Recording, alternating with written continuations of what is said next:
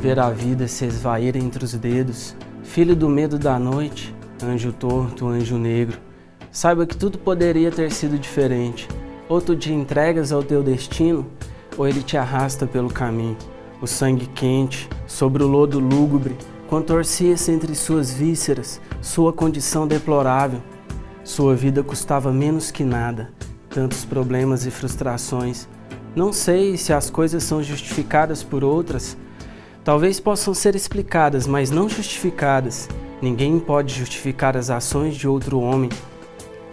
Ninguém pode condenar as ações de outro homem. As coisas se explicam, mas não são boas nem ruins. Às vezes não existe nem o bem nem o mal.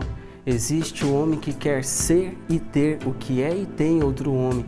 Deus pode ser bom e ruim. O diabo também pode. Depende de quem os idealiza, como faz e a serviço de qual interesse estiverem. Há pessoas que escolhem Deus, outras o diabo. Deus já foi criado e recriado milhares de vezes desde o dia em que nasceu. Mas não sabemos que dia ele nasceu. Talvez nunca tenhamos nascido também. Não existe o dia de nossa morte, numa bela noite ou num belo dia em que o nosso sangue resplandecerá no asfalto, assim de repente morreremos.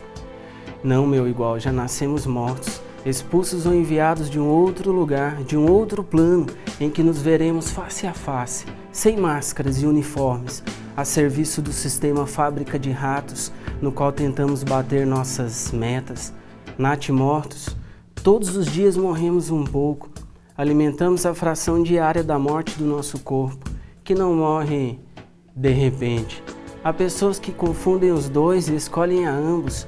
Há pessoas que mesmo sem confundi-los não escolhem nenhum deles. Há pessoas que são escolhidas por eles quando no final das contas não existe nem o bem nem o mal. Apenas humanos desorientados nas veredas do caos. Numa torre em espiral que leva presunçosamente ao céu, mas que ao final só há frio, penumbra e a terra a 5.000 pés lá embaixo, no ponto inicial da sua quimera capitalista, interrompida pelo desentendimento entranhado dos homens, mergulhados em ideologias fabricadas por suas desilusões, suas fantasias de mundo ideal, sufocando a paz da maioria, financiando de angústia vidas que poderiam ter dado certo no tempo delas. Não há paz onde não há liberdade. E Deus segue sendo criado para homens que se escondem atrás de leis pueris e o diabo faz festa. Mas Deus e diabo aqui são o mesmo ator, atuando em lugares e horários diferentes. Talvez exista o bem e o mal, mas nem sempre existe Deus e o diabo. Pelo menos não nas ocasiões em que confundimos-nos com títeres internos alinhados, que se escondem atrás de planilhas, processos vazios, microfones, cartilhas e câmeras, distribuem todos os dias seus panfletos, manifestam a hipocrisia, buscando como cães famintos por ruas que exalam o fedor de dentro das casas fortemente protegidas, que guardam seus segredos absconsos, algum sentido para suas vidas que seja um pouco maior que propor conjecturas sobre o que as pessoas deveriam ser, baseados no que eles sequer sabem quem são. Seus pensamentos definham em sistemas de racionalização burocráticos. Até para atravessarem a rua precisam abrir o manual do funcionamento dos seus passos, milimetricamente medidos para se encaixarem no mais perfeito modelo de orientação. Sem paradigmas, preceitos, padrões importados, é como se andassem nus e descalços, destituídos de suas funções socialmente estabelecidas, são menos que as moscas, pois não possuem nenhuma utilidade no círculo natural da vida. O bem às vezes flana absorto por uma rua, o mal às vezes veste uma suntuosa batina e decide acampar insidiosamente no alcândor de uma cruz. Talvez existam Deus, o diabo, o bem e o mal. Prova disso são os substantivos que os designam, porém o sentido das palavras não dependem só de substantivos, sequer sabemos quando são concretos ou abstratos. Nós mesmos oscilamos entre nossa vida, ora concreta, ora abstrata. Todos eles, na verdade, podem ser sempre os dois, e desse modo não se detém nas coisas estáticas e definitivas. Nem nossa vida jamais for estática e definitiva. Talvez Deus resolveu abandonar uma igreja e ir visitar algum coração. Talvez o diabo resolveu abandonar um coração e ir visitar alguma capela. Talvez o mal seja tão dissimulado que que não consegue ser sequer subversivo. Seu grande prazer na realidade seria se impor pelas ruas da vida, encarcerada nos padrões cosmopolitas, ostentando fardas, aparatos faustosos, ternos e togas carmesim, como os doutores de Blaise Pascal, que ludibriam a coletividade simples com suas oratórias complexas e, quando não as têm, apelam para indumentárias majestosas. Ideologias que agonizam nos menores fragmentos de vida, retóricas os exploram, no entanto, imagem de perfeição também os violam. Não possuem percepção de sua alma interior, como a alma do alferes de Machado de Assis, que se perdia nas coisas do lado de fora e, para achá-la, vestia-se de alferes e ficava contemplando todos os dias no espelho a sua própria imagem. Não distinguia objetos de pessoas, nem sabia quando deixava de ser uma pessoa para se converter num objeto decomposto. Talvez o bem resolveu descansar um pouco na barbatana de algum animal marinho, no bicho da seda, na porosidade da pele de um camelo, numa estrela que olho nenhum pode ver, num planeta em que a vida não é esmagada pela gravidade, nem pelo peso da falsidade. Era uma noite como qualquer outra. Ouvia despretensiosamente The Pigs de Pink Floyd, mas, como eu dissera, eram muitos os problemas e frustrações, e tudo se condensou nessa massa espectral, veio tudo e se derramou ali, em forma de vilão. Era o bem do que queria roubar-lhe um bem?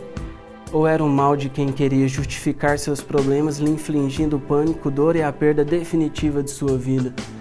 Seu reflexo de luz indecisa foi escorrendo em sulcos fininhos pelas frestas das deformações da calçada, que não foi assim tão bem vigiada.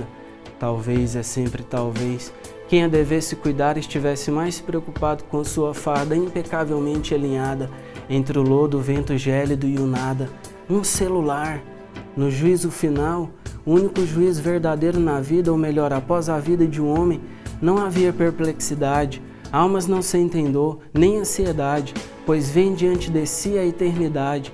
Não há rancor, não há nenhum tipo de sentimento de vingança, de perda, há apenas amor e ódio. Amor infinito por aqueles que receberam perdão infinito e ódio igualmente inesgotável por aqueles que receberam uma reprovação já esperada. Não sei dizer sobre o inferno, sobre o céu, sobre culpados e absolvidos.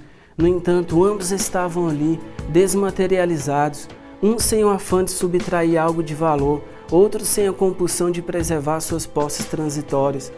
Não sei descrever este momento, não sei onde termina a ficção e começa a realidade, mas de uma coisa sei, não posso julgar nenhum nem outro. Sou juiz das minhas próprias reflexões, mas não sou juiz dos desígnios dos outros. Só posso dizer que ali, neste momento ideal, nada mais importava. Talvez perdão, talvez alívio, talvez dúvidas, talvez perplexidade ao ver que tirou a vida de um homem por um motivo tão fútil. Mas a vida lhes parecia aos dois tão fútil, tudo era tão monótono, tão enfadonho.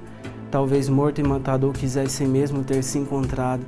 Talvez fosse o destino cumprindo seu encontro sarcástico, a conjunção espiritual entre o ocaso, a vida, a dor e a morte.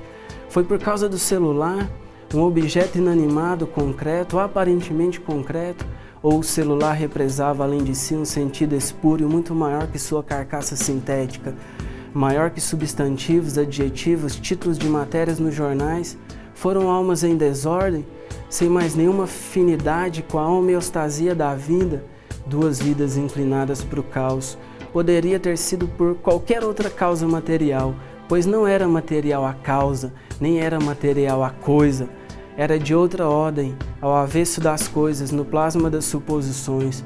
Duas vidas condenadas a se conjugarem na aniquilação de si mesmas. Um tentou pegar o celular, o outro recusou e tentou recuperar o objeto. Aquele atirou 4 vezes. Este morreu com o celular ao peito. Aquele fugiu pelas calçadas inteiriças, por onde caminhava este, distraído em direção ao ponto de ônibus. Aquele foi morto logo em seguida pela força repressiva do Estado, e este foi o estado em que ambos ficaram. Nas casas onde chegava a notícia transmitida pelas novas tecnologias, alguns comiam sem dar atenção ao que alto-falantes reproduziam mecanicamente, no mesmo ritmo de suas vidas, reproduzidas mecanicamente. Esses ruídos emitidos pela TV já faziam parte da rotina das casas. A TV se alimenta do barulho e da distorção. Outros esboçavam lágrimas sem compreender o porquê daquela atrocidade toda, meu Deus. Bandido bom é bandido morto, era a frase pronta que alguns balbuciavam para si mesmos, e a que a outros ainda acrescentavam gestos enérgicos como que inconformados.